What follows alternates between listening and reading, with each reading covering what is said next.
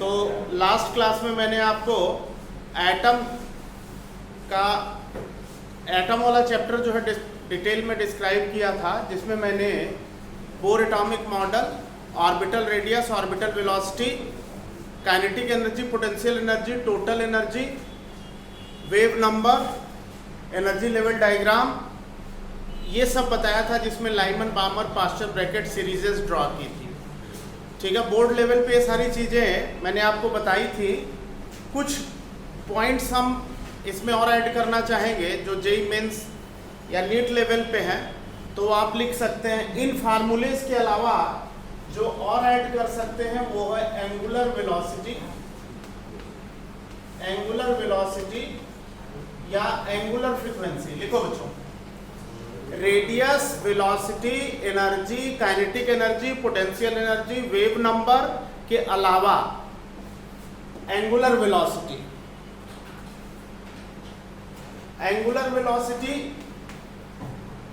Omega n v n by r n, ये आपको मालूम है। Angular velocity omega is equal to v is equal to r omega होता है, v is equal to r omega होता है, तो ओमेगा हो जाएगा nth ऑर्बिट की angular velocity vn by r N.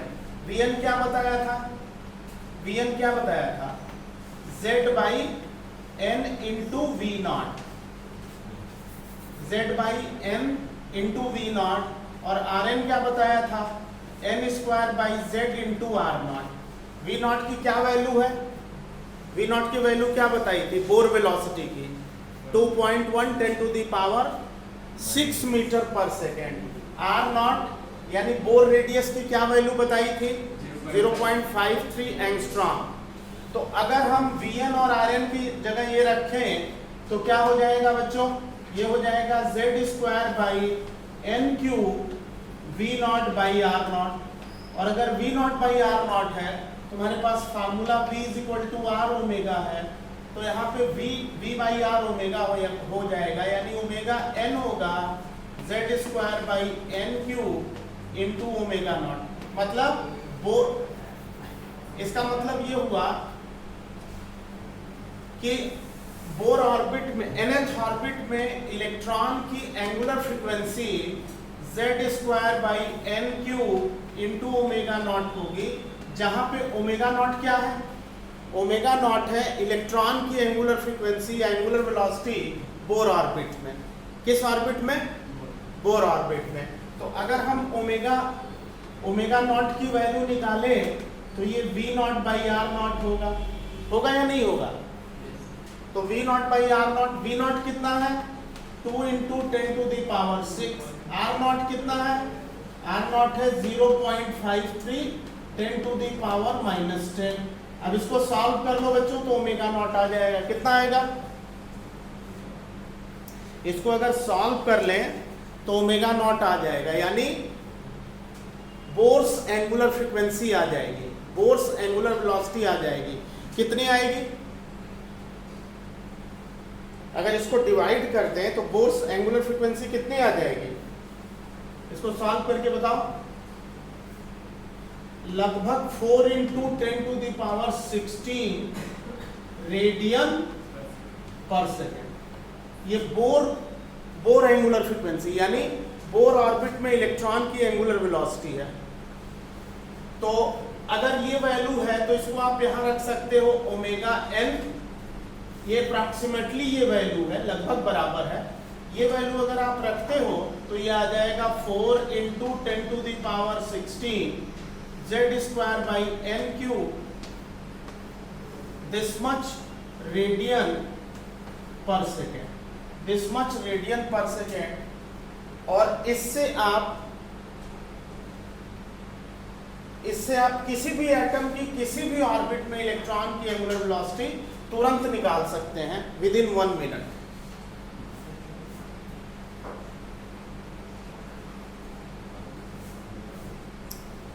है ना? जैसे तुमसे कह दे कि हीलियम प्लस की फर्स्ट ऑर्बिट में इलेक्ट्रॉन की एंगुलर वेलोसिटी कितनी है? हीलियम प्लस He प्लस की फर्स्ट ऑर्बिट में इलेक्ट्रॉन की एंगुलर वेलोसिटी कितनी है? तो Z हो गया 2, N हो गया 1, Z हो गया 2 यानी 16 into 10 to the power 16 radian per second. तो इसी तरह से किसी भी हीलियम, किसी भी एटम की किसी भी ऑर्बिट में इलेक्ट्रॉन की एंगुलर वेलोसिटी, एंगुलर फ्रीक्वेंसी हम निकाल सकते हैं। ये एंगुलर वेलोसिटी हो गई। इसको एंगुलर फ्रीक्वेंसी भी कहते हैं। एंगुलर वेलोसिटी का दूसरा नाम एंगुलर फ्रीक्वेंसी भी है। इतना होता है। पूरी पीरियोडिक टेबल में किसी भी एटम के लिए हम Z और N की वैल्यू रख करके निकाल सकते हैं, कोई दिक्कत नहीं है। अब इसके बाद है ऑर्बिटल फ्रीक्वेंसी। एंगुलर फ्रीक्वेंसी के बाद है ऑर्बिटल फ्रीक्वेंसी। सभी लोग लिखिए, सबके लिए जरूरत पड़ सकती है। Orbital frequency, orbital frequency, orbital frequency, orbital frequency omega is equal to f, omega is equal to 2 pi f. ये फार्मूला मालूम है? Omega is equal to 2 pi f, ये फार्मूला मालूम है? एफ को कहते हैं ऑर्बिटल फ्रीक्वेंसी। तो nth ऑर्बिट में ऑर्बिटल फ्रीक्वेंसी होगी omega n by 2 pi. nth orbit में इलेक्ट्रॉन की ऑर्बिटल फ्रीक्वेंसी है ओमेगा n बाई 2 पाई। और ओमेगा n अभी कितना लिखा था बच्चों हम लोगों ने? Z square by n cube into omega naught divided by 2 pi. तो ये हो जाएगा Fn z square by n cube omega naught by 2 pi. Omega naught by 2 pi को, ओमेगा नॉट बाई 2 पाई को एफ नॉट लिख सकते हैं। तो z square by n cube into f naught. F naught क्या है? एफ नॉट है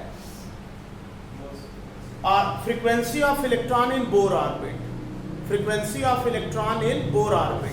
bore orbit का मतलब हाइड्रोजन एटम की फर्स्ट ऑर्बिट। हाइड्रोजन एटम की फर्स्ट ऑर्बिट में ऑर्बिटल फ्रीक्वेंसी इलेक्ट्रॉन की है एफ नॉट। तो ये हो जाएगा Fn z square by n cube. ठीक। एफ नॉट को अगर लिखें यहाँ पे, अगर अभी आपने ओमेगा नॉट बाई 2 पाई लिखा तो ओमेगा नॉट कितना निकाला था? 4 into 10 to the power 16 divided by 2 पाई। पाई की वैल्यू आपको मालूम है, कितनी मालूम है? 3.14। सॉल्व करके बताइए। बोर फ्रीक्वेंसी कहते हैं बच्चों, इसको क्या कहते हैं? Bore frequency. एफ नॉट को कहते हैं बोर फ्रीक्वेंसी। बोर फ्रीक्वेंसी की वैल्यू कितनी आएगी सॉल्व करने से? अप्रॉक्स नहीं, ठीक से करो। 4 बाई 6.28 है ना? तो 4 बाई 6.28 10 to power 16 कितना आएगा ऑर्बिटल फ्रीक्वेंसी? लगभग मेरे समझ से ये आएगा लगभग 6.5 10 to the power 15 hertz. Bohr frequency की वैल्यू होगी 6.5 10 to the power 15 hertz. JEE NEET में सीधे क्वेश्चन दे सकता है बोर फ्रीक्वेंसी इज, 4 ऑप्शन में एक ऑप्शन ये रहेगा, इसको टिक कर देंगे, ये आपको याद रहना चाहिए। बोर्ड में भी पूछ सकता है बोर फ्रीक्वेंसी इज, 4 ऑप्शन में एक ऑप्शन ये रहेगा, इसको टिक कर देंगे। बात समझ में आई? बोर फ्रीक्वेंसी की value 6.5 10 to the power 15 hertz होती है। तो इसका मतलब ये हुआ कि अगर ये एफ नॉट है, ये वैल्यू एफ नॉट है, तो ये वैल्यू मैं यहाँ रख देता हूँ। अगर ये वैल्यू रखूँ तो क्या आ जाएगा बच्चों? Fn कितना आ जाएगा? Fn आ जाएगा 6.5 10 to the power 15 और कितना था? Z square by n square. और ऑर्बिटल फ्रीक्वेंसी की यूनिट क्या है? हर्ट्ज। तो किसी भी एटम की किसी भी ऑर्बिट में इलेक्ट्रॉन की फ्रीक्वेंसी निकालनी है तो हम Z और N की वैल्यू रखेंगे, आंसर आ जाएगा।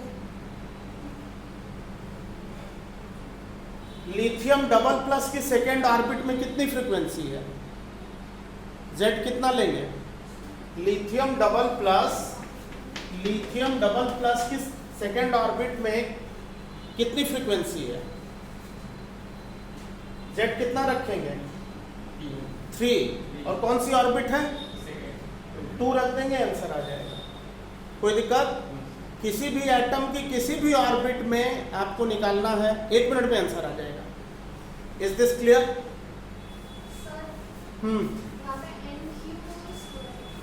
कहाँ पे बेटा? n क्यूब है। n क्यूब तो है सर नीचे। अच्छा n क्यूब, हाँ n क्यूब है। ऑर्बिटल फ्रीक्वेंसी, ठीक है, ऑर्बिटल फ्रीक्वेंसी। इसके बाद है ऑर्बिटल करंट। नेक्स्ट है orbital current. Orbital current, orbital current. बेटा आप जानते हो कि न्यूक्लियस के चारों तरफ इलेक्ट्रॉन रिवॉल्व करेगा तो उस ऑर्बिट में करंट जनरेट हो जाएगी। ये तो प्रॉपर्टी ही है भाई, इलेक्ट्रॉन जब मूव करता है तो करंट जनरेट होती है। बात क्लियर है ना? तो इलेक्ट्रॉन अगर न्यूक्लियस के चारों तरफ ऑर्बिट में रिवॉल्व करेगा तो ऑर्बिट में करंट होगी, जिसको कहते हैं ऑर्बिटल करंट। क्या कहते हैं उसको? Orbital current. निकालो ऑर्बिटल करंट। करंट इलेक्ट्रिसिटी में फार्मूला बताया था। करंट इलेक्ट्रिसिटी जब पढ़ा रहा था तो इलेक्ट्रिक करंट में ऑर्बिट में करंट निकालने के लिए फार्मूला एक दिया था मैंने, वही फार्मूला लगेगा यहाँ पे। क्या फार्मूला लगेगा ऑर्बिटल करंट का? देखो, I is equal to q by t. I is equal to q by t, clear? I is equal to q by t. कोई दिक्कत बच्चों? क्या मैं इसको अगर nth ऑर्बिट का है तो चार्ज इनटू फ्रीक्वेंसी लिख सकता हूं? आई एन जो कि क्यू बाई टी है, इसको चार्ज इनटू फ्रीक्वेंसी लिख सकता हूं। इलेक्ट्रॉन का चार्ज इनटू फ्रीक्वेंसी। फ्रीक्वेंसी का क्या फार्मूला डिराइव किया था अभी? Z square by n cube e f naught. कोई दिक्कत? ई एफ नॉट, कोई डाउट नहीं है ना? E f naught. अगर ई एफ नॉट है तो इसको हम लिख सकते हैं z square by n cube I naught. I naught क्या है? ई एफ नॉट है। ई की वैल्यू कितनी है? 1.6 10 to the power minus 19। F naught कितना है? 6.5 10 टू दी पावर 15। क्या आंसर आया?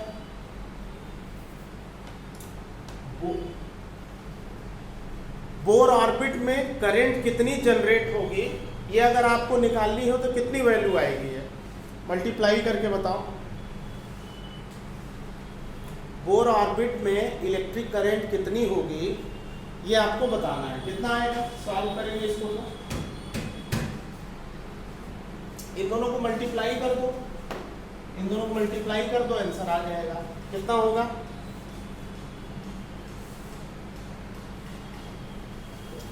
Approximately 1.01 milli ampere. कैलकुलेट करके देख लो, लगभग यही आएगा।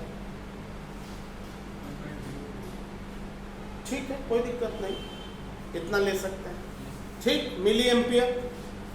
ये बोर करंट है, this is current in Bohr orbit. तो आपको यहां से एक सिंपल शॉर्टकट फार्मूला मिल गया, z square by n Q.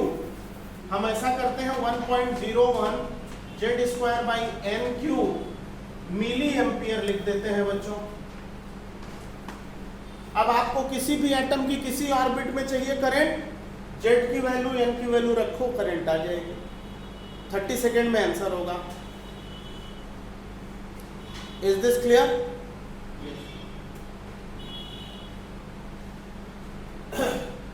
Orbital current के बाद टाइम पीरियड।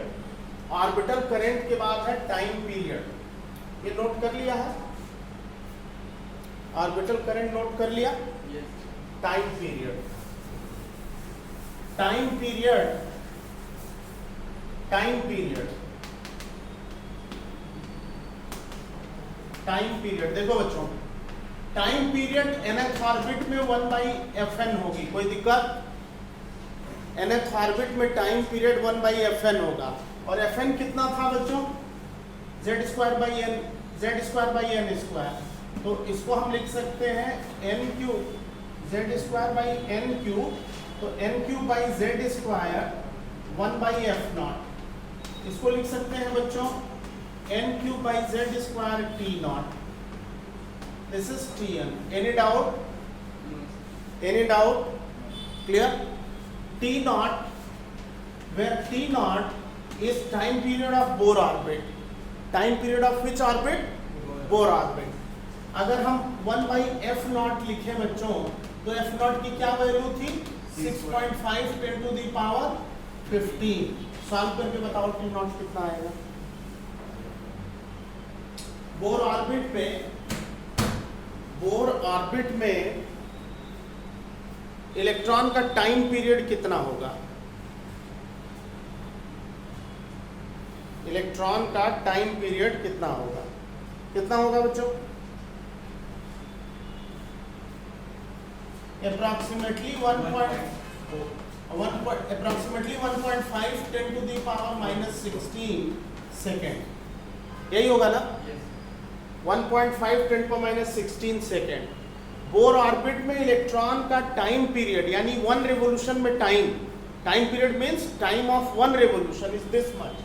तो आप इसको यहाँ पे पुट करो तो Tn हो गया 1.5 × 10⁻6 n³/z²। दिस मच सेकेंड, ये -16 है, this much second is the time period. अब आपको बेरिलियम की फर्स्ट ऑर्बिट में निकालना है, या बेरिलियम Be+3 की सेकेंड ऑर्बिट में टाइम पीरियड निकालना है। Z4n2 आंसर आ गया। Is this clear? Orbital current clear? अब देखो बच्चों, अब ध्यान से देखिए, न्यूक्लियस का अराउंड इलेक्ट्रॉन रिवॉल्व कर रहा है v वेलोसिटी से, रेडियस r है, तो ऑर्बिट में करंट है, और किसी ऑर्बिट में करंट है तो वो करंट कैरिंग कॉइल है। किसी ऑर्बिट में अगर करंट है तो वो ऑर्बिट करंट कैरिंग कॉइल है। बायो-सेवर्ट्स लॉ से उस ऑर्बिट में मैग्नेटिक फील्ड कितनी जनरेट होगी? μ0I/2r। कितनी जनरेट होगी? μ0I/2r। कोई डाउट इसमें? तो नेक्स्ट लिख लो बच्चों, मैग्नेटिक इंडक्शन।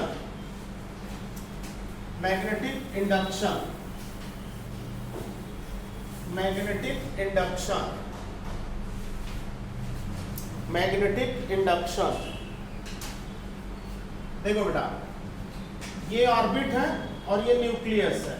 न्यूक्लियस पे चार्ज Zd, इलेक्ट्रॉन रिवॉल्व कर रहा है, r रेडियस है, v वेलोसिटी है, करंट I है। बोलो बेटा, मैग्नेटिक इंडक्शन बोलिए। मैग्नेटिक इंडक्शन है स्मॉल k 2πI/r। कोई दिक्कत? Bio-Savart's law, small k 2πI/r, या इसी को μ0I/2r भी लिखते हैं, क्योंकि स्मॉल k की वैल्यू क्या होती है? μ0/4π। अगर nth ऑर्बिट में मैग्नेटिक फील्ड है तो In और Rn लिख देंगे बच्चों, In और Rn लिख देंगे, तो कितना हो जाएगा? Small k 2π। In कितना आया था? In कितना था? Z²/n³ into I0, और Rn कितना था? n² into R0। कोई डाउट इसमें? क्लियर है? यही है ना? अब देखो बच्चों, इसको सॉल्व करो। बताओ बेटा, z को ऊपर ले जाओ, z³/n⁵ अंडर ब्रैकेट स्मॉल के 2π I0/R0। इसको लिख सकते हैं बच्चों z³/n⁵ इंटू मैग्नेटिक फील्ड इन बोर ऑर्बिट भाई। I0 बोर करंट है, R0 बोर रेडियस है, तो ये बी नॉट है, तो ये बोर मैग्नेटिक फील्ड हो गई, मैग्नेटिक फील्ड बोर ऑर्बिट हो गई। कोई दिक्कत? क्लियर? अच्छा, अब देखो बच्चों, अगर मैं बी नॉट की न्यूमेरिकल वैल्यू आपसे पूछूं तो आप कैसे निकाल सकते हो? अगर आप बी नॉट की न्यूमेरिकल वैल्यू मैं आपसे पूछूं तो आप कैसे निकाल सकते हो? देखो बी नॉट अभी आपने लिखा स्मॉल के 2 पाई आई नॉट बाई आर नॉट। के की वैल्यू बोलो 10 टू दी पावर -7। के की value 10 power -7। 2 multiplied by 3.14 I naught बोलो बच्चों। आई नॉट कितना बताया था? 1.01 10 to the power -3। R naught बोलो 0.53 10 टू दी पावर -10। सॉल्व करने से 12.5 टेस्ला आएगा। सॉल्व करने से कितना आएगा? 12.5 टेस्ला। यानी हाइड्रोजन की फर्स्ट ऑर्बिट में मैग्नेटिक फील्ड की वैल्यू ऑलवेज कितनी होती है? कितनी होती है? 12.5 टेस्ला। बोर ऑर्बिट में मैग्नेटिक फील्ड की वैल्यू 12.5 टेस्ला होती है। कोई दिक्कत बच्चों? अब ये वैल्यू अगर हम यहाँ पे पुट कर दें, यहाँ पे पुट करें तो हमारे पास एक सिंपल सा शॉर्टकट फार्मूला डेवलप हो जाता है। ZQ by n to the power 5 multiplied by B naught. B naught का मतलब 12.5, Bn 12.5 ZQ by n to the power 5 tesla. किसी भी एटम की किसी भी ऑर्बिट में आपको मैग्नेटिक फील्ड चाहिए, Zn रखो, आंसर आ जाएगा। Within a minute you will get the magnetic field in any orbit of any atom in periodic table. Is this clear?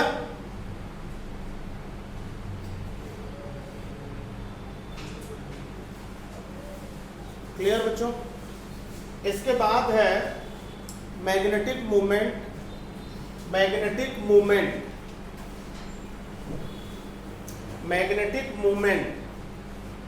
Magnetic field के बाद है मैग्नेटिक मूवमेंट।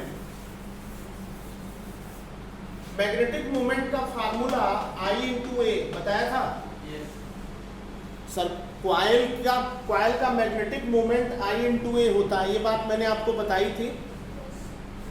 अगर nth ऑर्बिट का है मूवमेंट तो In इंटू पाई Rn² लिख सकते हैं क्या भाई? अगर nth ऑर्बिट का डायपोल मूवमेंट लिखना है, मैग्नेटिक मूवमेंट लिखना है